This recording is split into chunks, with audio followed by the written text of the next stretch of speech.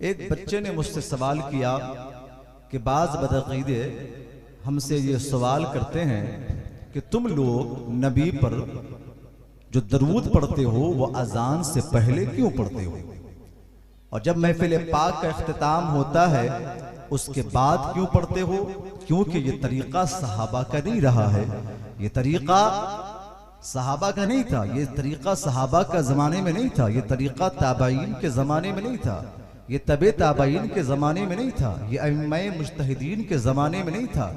تو یہ بدعت جو تم نے اپنے دور میں ایجاد کیا ہے، یہ خرافات کیوں کرتے ہو؟ آئیے میں آپ کو تاریخی بات بتاؤں کہ اس کی ابتدا کہاں سے ہوئی، پھر انشاءاللہ تعالی موضوع پہ آنے کی کوشش کروں گا۔ اس کی ابتدا اسلام کے بہت بڑے بادشاہ اسلام حضرت سلطان صلاح الدین ایوبی گزرے ہیں۔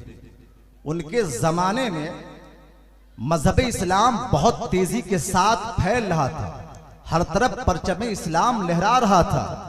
اس وقت بھی کچھ ایسے بدعقید عالم اس دنیا میں جنم لے چکے تھے جو اس مذہب اسلام میں نئے نئے خرافات کو ایجاد کر رہے تھے اور ہر چیز کو شرک و بدعت کہہ کے مسلمانوں کو بھٹکانے کی کوشش کر رہے تھے۔ ایسے دور میں بہت ساری ایسی مسجدیں تھی جس مسجد کا مؤذن غیر عقیدہ بن چکا تھا، امام بدعقیدہ بن چکا تھا۔ ایسے ماحول میں حضرت سلطان صلاح الدین ایوبی نے اس زمانے میں جتنے علماء تھے ان تمام علماء کو جمع کیا، اور جمع کرنے کے بعد ایک پیغام ان کے ذہن و فکر تک پہنچایا۔ پیغام یہ تھا، اے علماء کرام، اس دور میں صحیح کون ہے، صحیح راستے پر کون ہے، غلط راستے پر کون ہے، پہچاننا بہت مشکل ہے۔ آپ کوئی بہترین نسخہ بتائیں جس سے شناخت ہو جائے، جس سے پہچان ہو جائے، یہ فلاں مذہب کا ماننے والا ہے، یہ بدعقیدہ ہے، یہ سنی صحیح العقیدہ ہے، یہ صحابہ کو ماننے والے ہیں، یہ بزرگان دین کے طریقے پر عمل کرنے والے ہیں۔ تو تمام علماء نے ایک فیصلہ کیا، وہ فیصلہ یہ تھا، سلطان صلاح الدین ایوبی کے سامنے ایک خط لکھ کر دے دیا گیا، اے سلطان صلاح الدین ایوبی، ہم تمام علماء کا اس خط پہ دستخط ہے، اور خط پہ دستخط ہے، اور اس پہ یہ لکھا ہوا ہے کہ پورے عالم اسلام میں جتنی مساجدیں ہیں، جتنی مسجدیں ہیں، ان تمام مسجد کے مؤذنوں کو یہ حکم دے دیا جائے کہ اے مؤذنوں، جب بھی تم اذان دیا کرو، اذان سے پہلے نبی پر درود پڑھ لیا کرو، تاکہ معلوم چل جائے، پتہ چل جائے کہ یہ صحیح مذہب کے ماننے والوں کی مسجد ہے، یہ بدعقیدے کی مسجد ہے۔ اسی دور میں ایک فتنہ، ایک بہت بڑا ظالم عالم جس کا نام عبدالوہاب نجدی ہے، وہ نجد کا رہنے والا تھا۔ جب اس نے جناب سلطان صلاح الدین ایوبی کے پیغام کو سنا، تمام مسجد میں یہ پیغام پہنچا دیا گیا، ہر مسجد کے امام کو یہ حکم سنا دیا گیا۔ اب تمام مسجد کے مؤذن حضرت سلطان صلاح الدین ایوبی بادشاہ اسلام کے حکم کی تعمیل کرتے ہوئے جب بھی اذان دیتے اس سے پہلے درود نبی پر پڑھ لیا کرتے۔ یہ سلسلہ چلتا رہا۔ عبدالوہاب نجدی نے سب سے پہلے اعتراض کیا۔ اعتراض کرنے کے بعد اس کے علاقے میں ایک مسجد تھی، اس مسجد کا جو مؤذن تھا وہ نابینا مؤذن تھا۔ اس نابینا مؤذن نے سلطان صلاح الدین ایوبی کے حکم کی تعمیل کرتے ہوئے جب بھی اذان دیا کرتے تو نبی پر درود پڑھ لیا کرتے۔ سلسلہ چلتا رہا تو عبدالوہاب نجدی نے اپنے ماننے والے کو کہا، جاؤ مؤذن سے میرا فرمان سنا دو اور بتا دو یہ طریقہ صحابہ کے زمانے میں نہیں تھا، یہ طریقہ تابعین کے زمانے میں نہیں تھا، یہ طریقہ تبع تابعین کے زمانے میں نہیں تھا، یہ طریقہ ائمہ مجتہدین کے زمانے میں نہیں تھا، جو طریقہ صحابہ کے زمانے میں نہ تھا، تابعین کے زمانے میں نہ تھا، وہ طریقے پہ تم عمل کر رہے ہو، اس لیے یہ بدعت ہے۔ اب تمام لوگوں نے اس کی تائید کرتے ہوئے مؤذن کے پاس پہنچے اور کہا، عبدالوہاب نجدی کا یہ فرمان ہے کہ آپ اذان سے پہلے نبی پر درود نہ پڑھا کرے۔ مؤذن نے اس کی ایک نہ سنی۔ اب جب اذان کا وقت ہوتا، جب نماز کا وقت ہوتا، وہ سلطان صلاح الدین ایوبی بادشاہ اسلام کے حکم کی تکمیل کرتے ہوئے نبی پر درود و سلام پڑھا کرتے تھے۔ سلسلہ چلتا کرتا رہا. عبد الوہاب نجدی کو رہا نہ گیا, وہ وہاں سے اٹھا. اٹھنے کے بعد جیسا ہی مؤذن فجر کی اذان کا وقت ہوا, اذان دینے سے پہلے نبی پر درود پڑھا. سلطان صلاح الدین ایوبی کے حکم کی تعمیل وہ مؤذن کر رہا تھا. عبد الوہاب نجدی کو نبی کی تعریف پسند نہ آیا اور اس نے اس مؤذن کا قتل کر دیا. جیسے ہی قتل کرنا تھا, علاقے میں بات پھیل گئی, تمام جگہ پر یہ بات بہت تیزی کے ساتھ پھیلی, اور اس دور میں اس جگہ پہ جتنے سنی صحیح العقیدہ عالم تھے ان کے کانوں تک یہ بات پہنچی. تمام علماء جمع ہوئے. جیسے ہی جمع ہونا تھا, ایک بحث و مباحثہ ہوا. بحث و مباحثہ جب ہوا تو تمام علماء نے عبد الوہاب نجدی کی گرفت کی اور کہا قرآن مقدس تو نے پڑھا ہے؟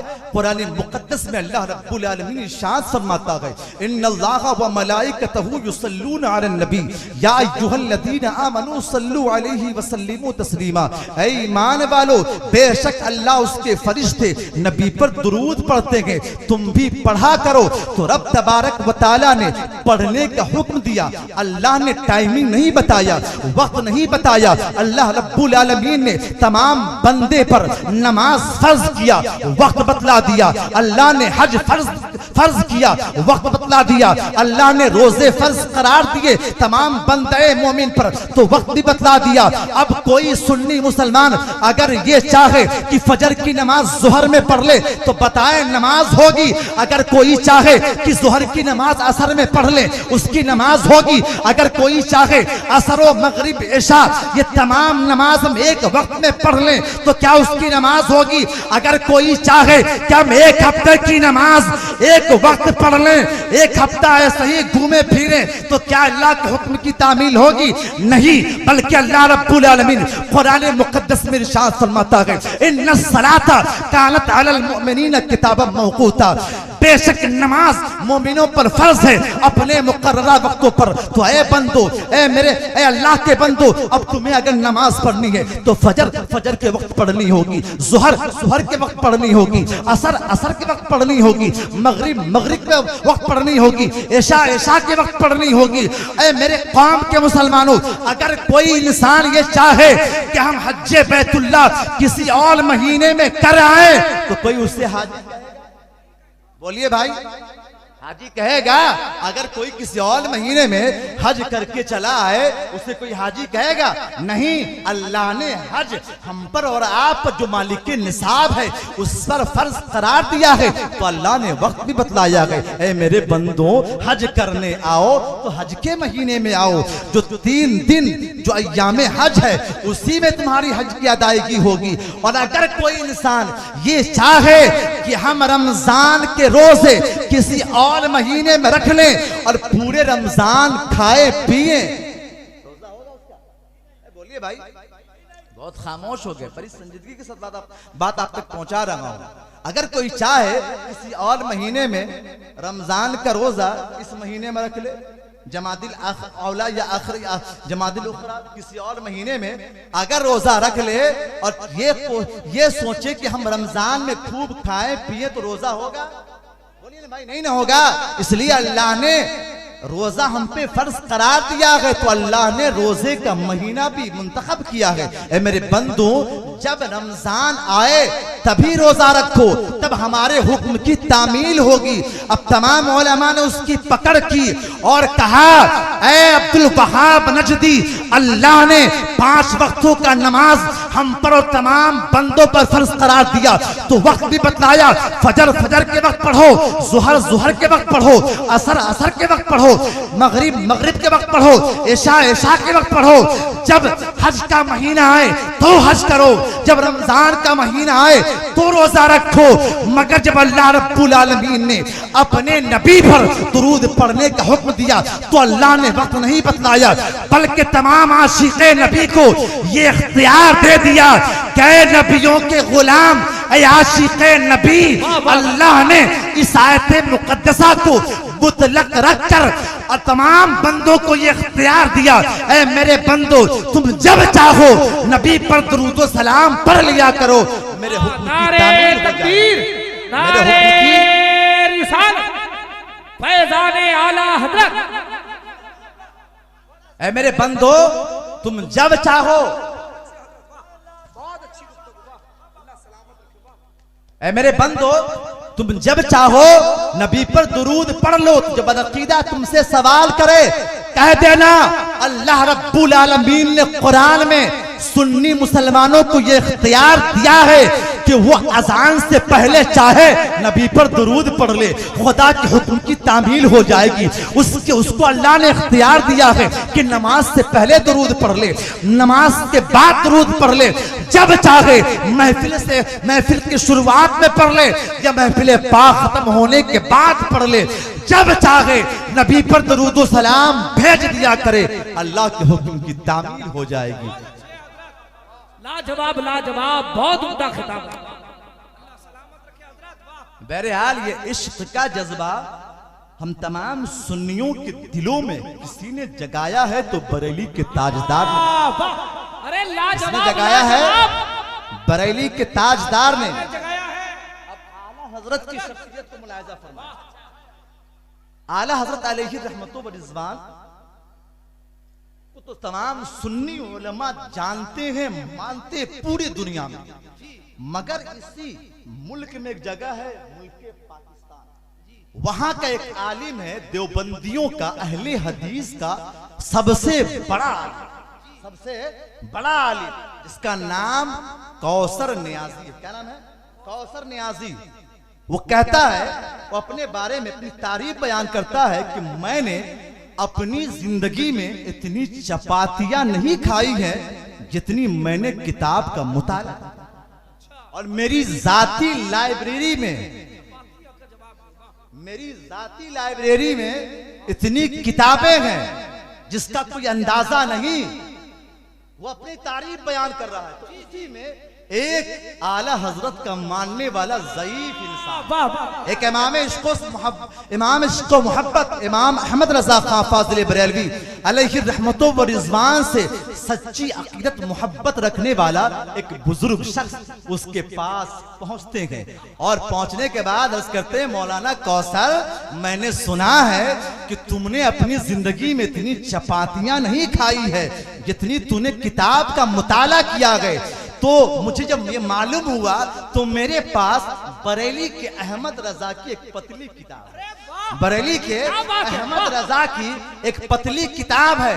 میں یہ چاہتا ہوں کہ نہ جانے تم کتنی کتابوں کا مطالعہ کیے ہو، ذرا بریلی کے احمد رضا کی اس پتلی کتاب کا مطالعہ کر کے.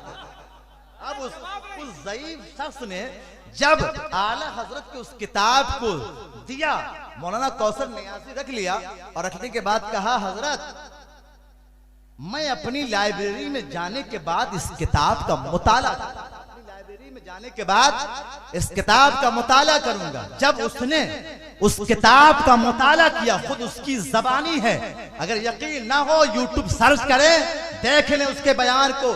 اس نے اعلیٰ حضرت کی شان میں ایسے قصیدے پڑھے ہیں کہ دیوبندی بدعقیدے بھی اس کی بات کو سن کر اعلیٰ حضرت کی شان و عظمت میں فخر کرتے.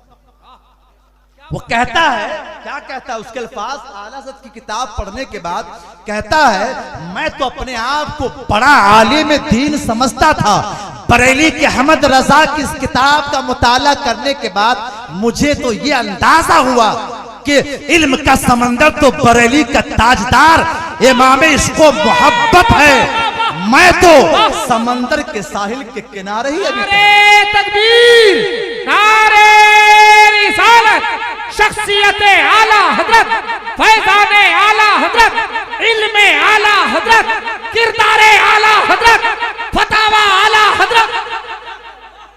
ارے لاجواب لاجواب حضرت زندہ باد. کیا آپ نے کہہ دیا حضرت؟ واہ واہ واہ واہ. ارے اس نے کہا جب میں اس کتاب کا مطالعہ کیا تو اس نتیجے پر پہنچا کہ علم کا سمندر تو بریلی کا تاجدار ہے، میں تو ابھی سمندر کے کنارے ٹہل ہی رہا ہوں. اگر کسی کو علم سیکھنا ہے بریلی چلا جائے، علم کا فیض اور سب کچھ اسی در سے بڑھتا ہے.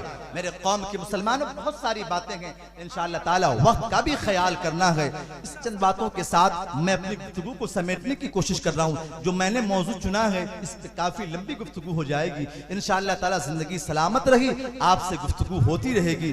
رب کی بارگاہ میں دعا ہے اللہ رب العالمین آج کی اس عظیم الشان اجلاس کو قبول فرمائے اور اس کا اجر عظیم ہم تمام علماء شورا کو بھی عطا فرمائے, تمام سامعین کو بھی عطا فرمائے.